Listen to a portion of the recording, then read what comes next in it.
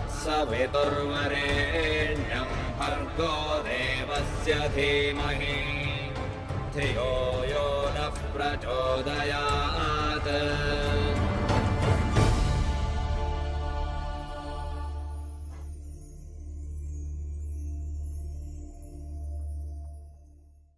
नमस्ते। साप्ताहिक कार्यक्रम वेद की शिक्षा में आप सब लोग के अभिवादन करत है जा। परम पिता परमेश्वर से प्रार्थना है कि आप जहाँ भी होइबा, जैसे भी होइबा, स्वस्थ होइबा, तंदुरुस्त होइबा और ये कार्यक्रम देखे खातिर हमनी के साथ तैयार हो गल होइबा। भाई बहन लोग, वेद की शिक्षा वेद संबंधी कार्यक्रम है। वेद के आधार बना के ये प्रोग्राम प्रस्तुत करेला जा और वेद में जो सार बा ओके सिंपल तरीका से, बड़ी साधारण रूप से तोहर तक पहुँचाएला जा। कहे कि गीता के साथ साथ जो वेद है वो जीवन के सार है और चार गो वेद जो है हमने के जीवन के चार गो स्तंभ है। तो चला आज के कार्यक्रम के जारी रखी जा। तोरा याद हुई आर्य रविवेद प्रचारिणी सभा मॉरिशस के सहयोग से प्रस्तुत कर ले रही जा एगो ऋत्विक पंडित के गुण। और कार्यक्रम के बहरहाल बीच में रोके के समय के अभाव के कारण, काहे कि समय बहुत बलवान है।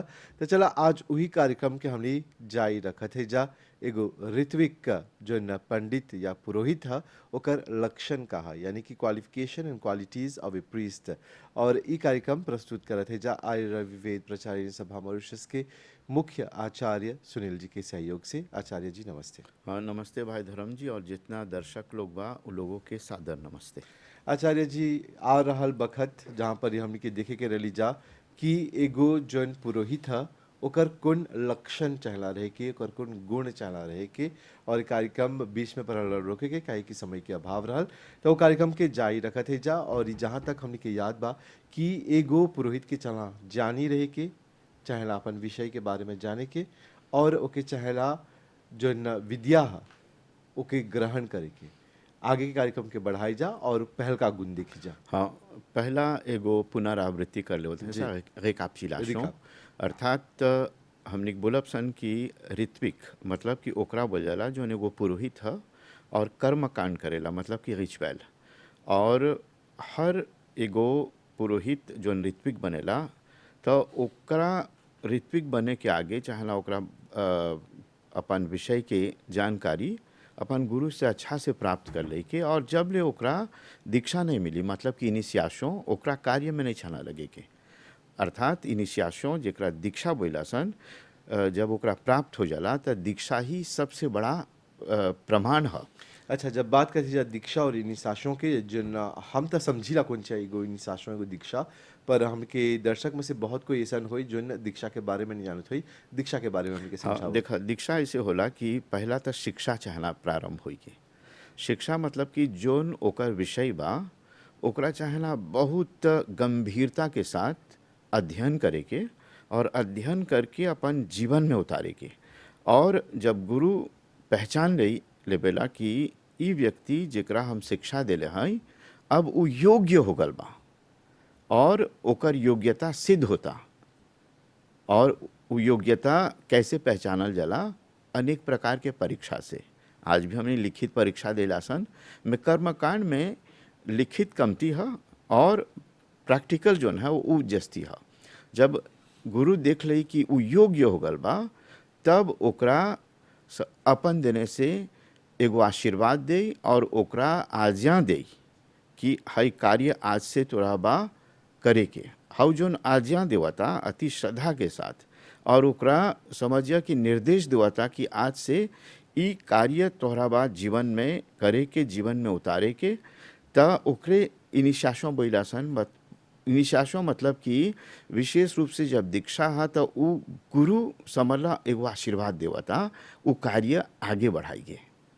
अच्छा, तो अब देखब जा कि कौन क्वालिफिकेशन चाहेला, कौन गुण चाहेला। गत बार हमने बोले से अच्छे विद्वान, अर्थात अपन विषय के एकदम एक्सपर्ट चाहना हो जाए कि जोन कार्य करत हुआ, मानिए कि धार्मिक कार्य करत हुआ या धार्मिक उपदेश देवत हो या धार्मिक अनुष्ठान मतलब कि रिचुअल करत हो, तो अपन विषय के चाहेला बार बार मंचते रहे के, मतलब कि अपन विषय के बार बार रिविजन करते रहे के, पुनरावृत्ति करते रहे के।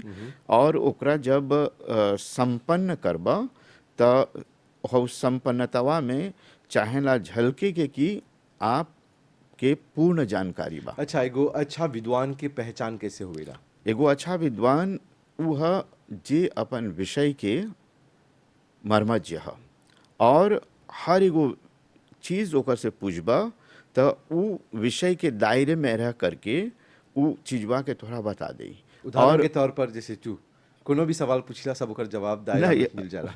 पढ़ेला तैयारी करके आएंगे और हमने पढ़ते हिलासन स्वाध्याय करते रहा। अच्छे विद्वान के जो लक्षण है ओकरा चाहना स्वाध्याय जारी रखेगे, मतलब कि जैसे बोला सन अपन लेक्चर अपन रिविजन भले से पुरोहित हैं सा में हमने के कार्य फिर से पहला लौट के पसी स्वाध्याय एगो बहुत बड़ा समझिए कि तोहर ये एगो संबल है। यानी कि सेल्फ स्टडी। हाँ, सेल्फ स्टडी चाहना करते रहे के। और देखा ना जब स्वाध्याय बोला थे सा एगो अच्छा विद्वान के ओकर लक्षण है स्वाध्याय। स्वाध्याय के एगो अर्थ होला कि जोन ग्रंथ देवल गल बा ओकरा चाहला पढ़ते रहे के और समझते रहे के। जितना पढ़बा उतना समझ में आई। बार बार एगो चीज पढ़बा त हर बार एगो नवा शिक्षा मिलेला ओकर से। त सु अध्ययन बोलबा ओकरा बोलबा स्वाध्याय। और एगो स्वाध्याय ऐसन है कि अपन आप के निरीक्षण करेगी कि जोन काम हम करत हई या जोन चीज़ हम करे जात हई अच्छा बा कि नहीं, या कोनो गलती सकब कर दे। त ई सब जब विचार करबा मन ही मन में ओकरा बोला सेल्फ इंट्रोस्पेक्शन, मतलब कि अंदर से आप अपन निरीक्षण अपन आप के करबा जांच ओकरो करत स्वाध्याय है। अपन आप के जांच करला भी स्वाध्याय है और ग्रंथ के भी रेफरेंस करला भी ऊ भी एगो स्वाध्याय है। और बोला था कि वेद आदि शास्त्र के चाहेला ओकर संपर्क में आते रहे के और जोन विषय दिले बा उ विषयवा में तोहरा चाहेला हमेशा संपर्क में रहे के। संपर्क रह के। और गैल बार बोले रहला कि एगो जोन ऋत्विक पुरोहित है ओके चला धार्मिक रहे के। हाँ, ई ता बात सही ई है। धार्मिक जब देखब जाता ओकर बहुत बड़ा अर्थ बा। हम चाहती कि आप हमके समझाइता कि धार्मिक होला के अर्थ का है।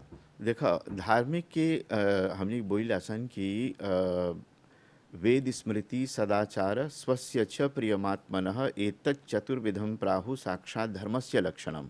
बोला था कि वेद जो हमने के 4 गो धार्मिक ग्रंथ है और स्मृति जो ऋषि के रचल ग्रंथ है। वेद भगवान के देन है ऐसे हमने मानी लासन, अर्थात एगो रेवेलाशों है। में स्मृति जो है वो ऋषि के विचार है ओकरो चाना जाने के। वेद स्मृति सदाचार, सदाचार मतलब कि हमनी के आचरण जोन बा अच्छा सादा अच्छा वो बहुत अच्छा चाहना रही के, मतलब कि चरित्र के चाहना संभाल के रखे के। और सदाचार स्वस्य च प्रियमात्मनः, अर्थात जोन अंदर के हमनी के जोन कॉन्शियस है, मतलब कि कॉन्शियसनेस है बोली जासन कि हमनी के जोन चेतना है अंदर से वो भी चाहना साफ रहे के। अर्थात जब हमनी कोई पाप कर्म करब सन तब भाई लज्जा शंका हौजे से उत्पन्न होला। कोनो अच्छा काम करके देखा त तोरा भय नहीं हुई, अभय रबा, लज्जा नहीं हुई, तोरा खुशी हुई। आजकल के युग में अच्छा कार्य करला से एक एगो डर रहेला लात खाई के। नहीं, ई जानेला इस संसार में एगो प्रत्यक्ष रूप से ये सब देखल गल बा काहे ई सब होला। ओकर सबसे बड़ा जो नथी है जोन कारण है उ एगो व्यक्ति जब उन्नति करेला त मनुष्य के अन्य जोन जेकर थोड़ा बहुत प्रवृत्ति समझिए कि पशुवत है, मतलब कि पशु के समान है, तो उ तोहरा हमेशा अरंगा पहुँचाई तोहर उन्नति में। बस कि बहुत कोई है कि कोई के उन्नति से जलेला में, कोई है कि दूसर की उन्नति से प्रेरणा लेवेला, प्रसन्न होकर या प्रेरणा लेके वो भी मार्ग पर चले, वो मार्ग पर चलेला। मैं तोहरा हयो व्यक्ति मिली कि एगो उन्नति करत हुआ तत्काल तोहर टांग सकी घींचे और तोहरा आगे बढ़े नहीं दे। अतः ई सब व्यक्ति से बहुत सारा सावधान रहेगी। तब बोला था कि हाई तो हो गल। मैं बोला था कि धृति क्षमा दमोस्तेयम शौचम इंद्रिय निग्रह, ई जोन धर्म के लक्षण देवल गल बा। बोला था धृति धैर्य, धीरज, जो धीरज के पासियांस, धैर्य बा, क्षमा बा, ये सब धर्म के लक्षण है। कोई के एगो गड़बड़ी हो गल या ओकरा त जान से नहीं मरबा, व्यक्ति जोन सामर्थ्यवान व्यक्ति है क्षमा करेला। मैं जहाँ दंड मिले के हा दंडो चाहना दे के। धृति क्षमा दम, दम मतलब कि अपन मन के काबू में रखे के। इंद्रिय Control में। निग्रह मतलब कि अपन जो सेंसेस है ओकरा अपन काबू में रखे के, विद्या ग्रहण करे के और क्रोध आदि नहीं करे के, ई सब धर्म के लक्षण में लक्षण, आवेला। हाँ। और एगो बात बोले बा स्वामी दयानंद जी, है जोन पुरोहित के लक्षण के बारे में चर्चा करते हैं सर, ई चर्चावा कहाँ पर ही बा? संस्कार विधि जोन कर्मकांड के ग्रंथ है, संस्कार विधि के सामान्य प्रकरण ओकर जब देखबा कोमिया शापित में सामान्य प्रकरण बोला सन, ओकर में स्वामी दयानंद लिख दिले बा कि एगो ऋत्विक पुरोहित के कैसे चाहना रहे के। तो ओकर जब आचरण कैसन रहे। बोला था धार्मिक त मतलब कि ओकरा नहीं चाहना पक्षपात रहे के, पक्षपाती होई के, कोई के फावे में नहीं चाहना रहे के। और बोला था कि न्यायाचरण हमेशा न्याय के पक्ष में रहे के और हमेशा वेदानुकूल सत्य भाषण और वेदानुकूल आचरण करे के। वेद जोन- के आधार पर। वेद के आधार पर। अच्छा, हैजा पर ही फिर हमने के बोले रहा कि और एक जन पुरोहित के गुण है वो है जितेंद्र। हैजा पर ही जितेंद्र के अर्थ का। हाँ, जितेंद्रिय ओकरा संस्कृत जितेंद्रिय। शब्द है, जितेंद्रिय। ओके। हाँ, अब जितेंद्र कोई के नाम भी सकी होई जी। में जितेंद्रिय ओकर में दूगो शब्द बा, जीत और इंद्रिय इंद्रिय। शब्द। त इंद्रिय के मतलब है तोहर सेंसेस। हई काहे बोला था कि एगो पुरोहित के जितेंद्रिय रहे के? हई जितेंद्रिय ई समझिया कि एगो काहकते के रिफ्लेक्टे करा था, तो हर चरित्र के रिफ्लेक्टे करी। तब बता इंद्रिय अपने इंद्रियों पर जीत मतलब कि विजय प्राप्त करेंगे। अच्छा, और- और हमने के ये बतावा सबसे पहले इंद्र जो इंद्रिय है वो का है? देखा जैसे जानिला जा कि कोई बोला 5 सेंसेस बा, कोई बोला 6 सेंसेस बा। हाँ, हमने के बतावा कितना सेंसेस बा देखा हकीकत में? ऐसे तो जोन है 5 ज्ञान इंद्रिय है, सेंसेस ऑफ नॉलेज, और 5 कर्म इंद्रिय है जेकर से हमने कर्म करीला सन, मतलब कि सेंसेस ऑफ एक्शन, मतलब कि जेकर से हर एक प्रकार के क्रिया कर्म होला। और जब हमने बोलब सन कि आँख से है तो आँख रूप के दर्शन करेला, मतलब देखेला। कि देखेला, और देखे के कोई चीज चाहला ओकरा एगो रूप। और उसने ही जब देखब सन नाक थोड़ा नीचे आपसन त ई कोची करेला, सुंघेला। सूंघेला, मतलब कि गंध, मतलब कि एकर विषय गंध है। कोनो चीज नहीं छा रही तो हई नाक से जान जापसन यानी कि कि कुछो गड़बड़ बा। एगो है सुगंध, एगो है हाँ, दुर्गंध। दुर्गंध। त दोनों के ई इंद्रिय के जरिए हमने जानीला सन, पहचानीला अर्थात मतलब कि सोर्सेज ऑफ नॉलेज है, मतलब कि जेकर से हमने ज्ञान प्राप्त करब सन, अर्थात एकर से गंध प्राप्त कैला सन, मतलब कि स्मेल। और मुख की ओर जब देखब सन Taste। त मुख जोन है वो टेस्ट के है, स्वाद। में मुख के अंदर बोले के भी है। अच्छा, त एगुआ जोन बोली लासन त एगुआ मतलब कि टेस्ट के बारे में बतावा था, और एगुआ बोलेला, जोन बोलेला वो कर्म है, और जोन टेस्ट के है वो ज्ञान है। और जब बोलब सन कि कान सुनिए। त ओकर विषय को जी है शब्द। त ई चीजवा काहे बोलत हैं कि कान भी सुनेला, अच्छा भी सकी सुने और बुरा भी सकी सुने। और अच्छा के साथ बुरा जैसे बोला हाँ। थोड़ा सा दुनो सुने। हाँ। पर ओकर संगे संगे और एगो बात बा, उसे कि सत्य भी सुने, असत्य भी सुने, दोनों सकी सुने। दुनो सुनेला कान से। और जैसे हमने बोली लासन तो सत्य भी सकपसन बोले असत्य भी सकब और बोले। असत्य भी बोले। और त्वचा जोन है ई मतलब कि स्पर्श जितना तोहर टच रही, Feel। फीलिंग एकरे से आवेला। अच्छा। गर्मी सर्दी के तब बोला था कि ई पांचों इंद्रिय के चाहेला एकरा काबू में रखे के। आज के युग में संभव बा? नहीं, हमेशा संभव है। कोनो एगो चीज नहीं है इस संसार में जोन असंभव है।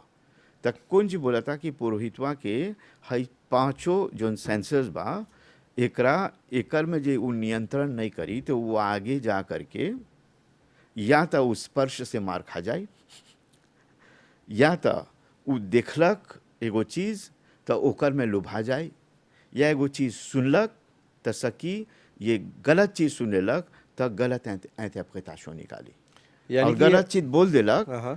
तो बोलना से तो सकी झगड़ा भी हो जाए, और एगो चीज अच्छा बोलक तो उ सकी एगो मतलब कि वो सृष्टि कर दे, मतलब कि अच्छा कार्य कर अच्छा दे। कार्य कर तो दे, हैजा पर ही दिखला जा कि इंद्रिय जोन बा सकी अच्छाई भी करे सकी बुराई भी बुराई भी करे। करे। पर त जोन जब काबू ऋत्विक में रखबा हाँ। तब वो अच्छा मतलब कि डायरेक्शन में अच्छा रही। और एगो ऋत्विक पुरोहित के गुण ये है कि चला सब अपन हाँ। इंद्रिय के बस में रखे और के। इंद्रिय कर्म इंद्रिय के जब बोलब सन, दुगो हाथ बा, दुगो पैर बा, हैं, और जनन इंद्रिय बा, और जोन मल विसर्जन करे के इंद्रिय ह उ भी बा। त ई सब देखब सन कि कर्म ही में लगल बा। हाथ नहीं रही तो तोहर कार्य नहीं होई।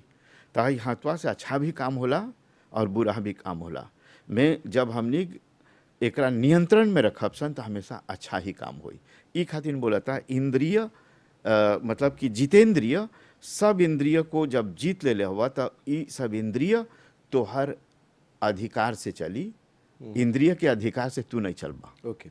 अब जोन बाकी के जोन गुण बाते जोन क्वालिटीज बाते ओकर में बोले रहला कि एगो पुरोहित एगो ऋत्विक पुरोहित के चाहेला कर्म कुशल रहे के।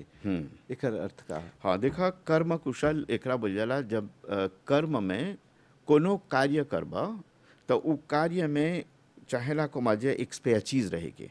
एक्सपर्टीज मतलब कि स्किल इन परफॉर्मेंस, मतलब कि जोन चीज में आप कार्य करे जात हुआ या जोन क्रिया कर्म करे जात हुआ, अब नहीं बोला कि अब नहीं जानत हुआ का करबा। एगो अंत्येष्टि करत हुआ त तोहरा चाहना जाने के कि अंत्येष्टि कार्य में कुछ लगेला, समझ गए ना। तो जितना क्रियाकलाप है, अब आचमन कब करे के, आचमन कब नहीं करे के, कैसे करे के, हैं? और मंत्र कैसे बोले के, त एगो स्किल है। त जब ले हाई स्किल वा काहे बोला था कि कर्म करने में कुशल चाहना रहे कि जब हवजा गईला त तोहर सोच जोन बा दूसर बगल नहीं चाहना रहे कि तोहर सोच विचार का केंद्रित हाउ रहेगे। कर्मवा में केंद्रित नहीं रही त सकबा गलती भी कर दई। ऐसे होल बा कि ध्यान दूसर बगल बा में कर्म जोन बा दूसरा कायते होता, तब सकी यजमान पुरोहित के बोल दे कि पंडित जी पुरोहित जी हर चीज़बा ऐसे चाहत करेगी तो शर्मिंदा में पड़ जाइबा।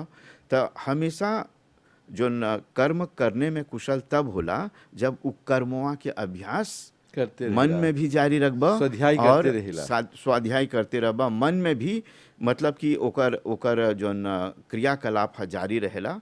बस ये वो कार्य करे के आगे मन चाहना, मन के स्थिर कर ले के और बुद्धि के स्थिर कर ले के तब वो कार्य अच्छा होला। और कर्म में कुशलता तब आवेला जब वो कार्य बार बार करबा। मानिया जाए कि कामेगामैन हैजा बा, कामेगा वुमन भी बा, कामेगा वुमन भी बा, कामेगा गर्ल भी बा। ये सब काहे है? बस कि वो अपन कार्य में लगल बा, तू अपन कार्य में लगल हुआ, हमनी सब कोई अपन अपन कार्य में जानेला कुशलता के साथ। एगो डॉक्टर मानिए जाए कि जितना अपन कार्य में अभ्यास करी तो उतना वो कुशलता प्राप्त करी। एगो आर्टिस्ट जोन पेंटिंग करेला, जितना वो पेंटिंग कर ले जाए उतना ओकरा कार्य कुशलता मतलब कि ओकर स्किल जोन बा एकदम बढ़ जाए। सेगोंदिया में एगो अध्यापक रहल, हमेशा वो जब क्लास में आवे तो बोले परफेक्शन में परफेक्ट। हाँ, ये तो सही है। हाँ, यानी कि जब जैसे जैसे हाँ। परफेक्शन करते जाइबा हाँ। परफेक्ट होले जाइबा। यानी कि तोहर गुण जोन बा वो बार बार जैसे अग्नि में सोना के ओके तपैबा, हाँ। ओके जलैबा तब जाके वो चमकेला। तो वही प्रकार से हमनी के ऋषि लोग बोले बा अनभ्यासे न विषम विद्या। हाँ। जे वो विद्या के ओकरा अभ्यास में नहीं दलो, ओकरा स्किल में नहीं अनला, तो उ को चोला आपके लिए आगे चल करके विष के समान हो जाई। कठिन। और उ चीजवा तोहरा बोलबा कोनो चीज करे के तब उ नहीं होई।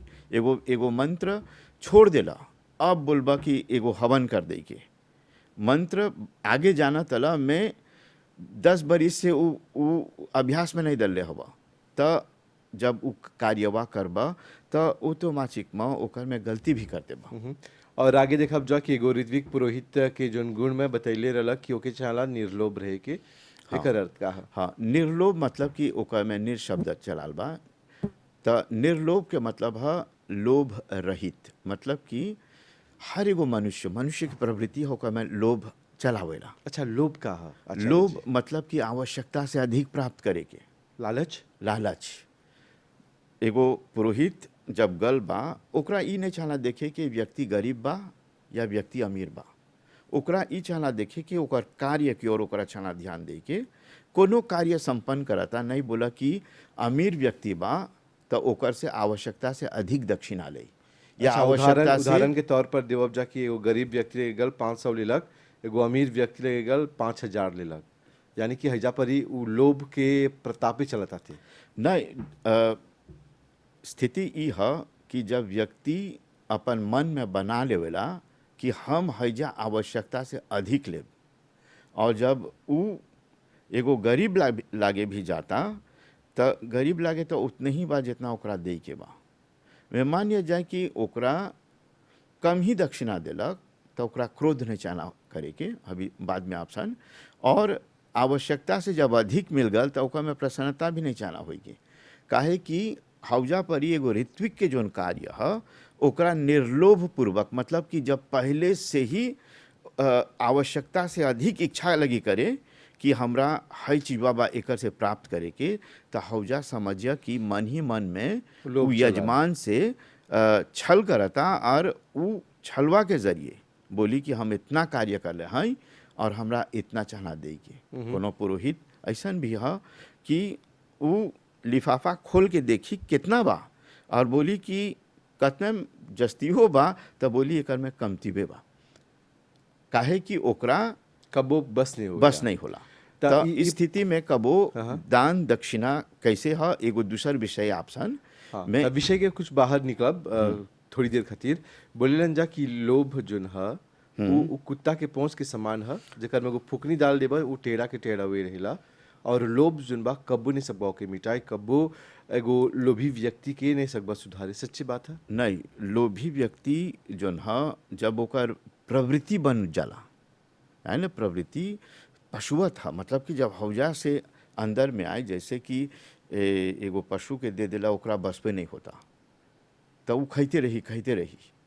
तो स्थिति ई है कि स्वामी दयानंद जी बोले बा कि व्यक्ति जब लोभी हो जाला तो अपन कार्य जोन संपन्न करे के बा, तो लोभी व्यक्ति हमेशा जोन है वो गिरेला तो पूरी गिरेला, मतलब कि सामने बल में पे। गिरेला मुंह के बल पर। तो काहे कि इस स्थिति में जब हमने देखब सन कि जोन लोभी व्यक्ति है वो अधिक पाई की इच्छा से उसकी कार्यवा हाली हाली करके दूसर बल जाए। जैसे कोनो पुरोहित है 10 गो हवन ले हवन जा, अब तोहर लागे 15 मिनट, ओकर लागे 20 मिनट, ओकर लागे जैसे जैसे, अब जोन गरीब बा ओकर लागे आउरू कमती समय में वो करता। काहे कि स्थिति ई बा कि वो खोजता एक कुट में ढेर मतलब कि जमा करे के। हमार पिताजी बोलत हल एगो बात, ओकर से हम देजा सुनले हैं कि जोन बता कि अपन के दब को दूसर के लब को, एगो हड़पो। लोभ के हाँ, दूसर के लब को, मतलब कि अपन बचा के रखा। अपन बचा के रखा दूसर पे- और दूसर के समझ लब का। तो एगो भोजपुरी कहावत था। तो इस स्थिति में बतावत हम पूछली को चीज है, बता एकरे बजा लोभ के मतलब है कि गुमा।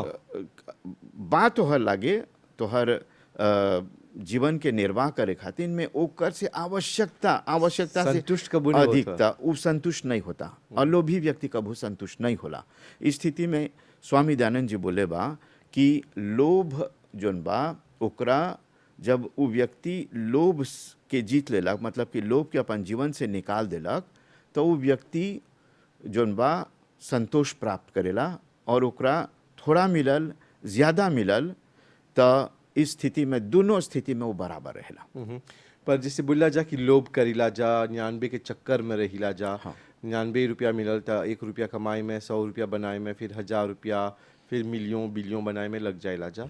पर विश्व के सबसे बड़ा हकीकत ई है कि एगो तस्वीर में हम सोशल मीडिया कबो कबो समाज के दर्पण भी दिखा देवेला कि एगो व्यक्ति बड़ा बड़ा साक में अपन सज्जे पैसा लेके जाता थे, और जो मृत्यु के दूत बा यमदूत बोला था सब लगेज चला है जे छोड़े के, लगेज नहीं जा रहा होगा तुम में। हाँ। तो फिलहाल जब हमने सोची जा कि इतना करला के बाद यदि कुछ नहीं जाला जैसे कोई ज़मीन खातिर लड़ेला, सीमा में लकड़ी डाल दी, रोज डाल दी, तोहर जीना माया मुश्किल करे खोजिला, पर अंत में कुछ नहीं जाला संगे, सब कुछ है नहीं जे जाला ठट रह संगे। जाला जो लेली साइजे से लेली सा। हाँ। पर दिखिला जा कि लोभ के जोन परिणाम हमेशा बुरावी बुरा होला। ही होला। और आज आचार्य जी 5 गो गुण देख ली जाएगो ऋत्विक पुरोहित के, और अफसोस फिर 5 गो रह गल बा बाकी 10 गो में से। ता हमनी के जोन विषय बा हमली आवत सप्ताह के जारी रखब जा। हमनी के ई अंत में 1 मिनट बाकी बा, थोड़ा कुछ समय बच गल बा, कौन संदेश देबा? हम यही बोलब कि जौन पुरोहित के लक्षण अभी ओकर पर विचार करत है अभी आज लोभ तक अली सा। त जब भी कोई ऋत्विक बनी या पुरोहित बनी त हर चीजबा चाहला ओकरा सोचे के कि उ बनल बा, एगो दीक्षा से बनल बा, उ गुरु ओकरा दीक्षा देले बा। और एगो पुरोहित ऋत्विक जोन ह उ त धर्म के उत्थान में बा, धर्म के नीचे गिराए के नहीं बा, मतलब कि तोहरा गिराए के नहीं बा। गिराई वाला त- ढेर बा हमरा। त इस स्थिति में धर्म के उत्थान के लिए एगो ऋत्विक बनेला, ताकि समाज में रह करके जोन धर्म के जोन कार्य बा, जोन कर्मकांड के कार्य बा, जोन संस्कार बा, ओकरा संपन्न कर दिया। और एगो ऋत्विक जोन ह हम ई बोलब कि एगो तपस्वी स्थिति है, लिखल ह। तपस्वी के स्थिति है, तपस्वी लिखन है। और जब वही लोभ करी त उ लोभवा ओकरा दूर तलक ले नहीं जाए दे, और व्यक्ति जोन बा, जोन यजमान है, ओकर से दूर जाए लगी। Okay. त इस स्थिति में हम बोलब कि पुरोहित जब बनबा, ऋत्विक बनबा, त हई स्थिति देखे के कि कबो मतलब कि लोभ के वृत्ति प्रवृत्ति आई त चाहना समझे के कि ई तोहरा दूर नहीं ले जाई। आचार्य जी आर्य रविवेद प्रचारिणी मॉरिशस सभा की ओर से अइला, और एकर खातिर तोरा बहुत बहुत धन्यवाद देवत है। हाँ, दर्शक लोग के और तोहरो बहुत बहुत विशेष धन्यवाद। भाई बहन लोग, एगो सार्थक जीवन बिताई खोजत हुई बा त वेद की शिक्षाएं कार्यक्रम एगो मार्गदर्शक है। यदि चाहिए त अपनावा और नहीं चाहिए त ई तो हर मर्जी। लेकिन हम तो यही बोलब कि वेद के जितना भी रस बा ई कार्यक्रम में पावल जाला, और ई कार्यक्रम के सकबा यूट्यूब में भी देखे। हौजा परी टाइप करिए MBC वेद की शिक्षाएं, और कोनो भी एपिसोड देखे खोजत हुई बा। एकर से तोहर जान बढ़ी और एकर से तोहर हित होई, तोहर सार्थक जीवन बनी। आप लोग के साथ रहल बहुत बहुत धन्यवाद। पूरी टीम की तरफ से शुभ रात्रि, नमस्ते।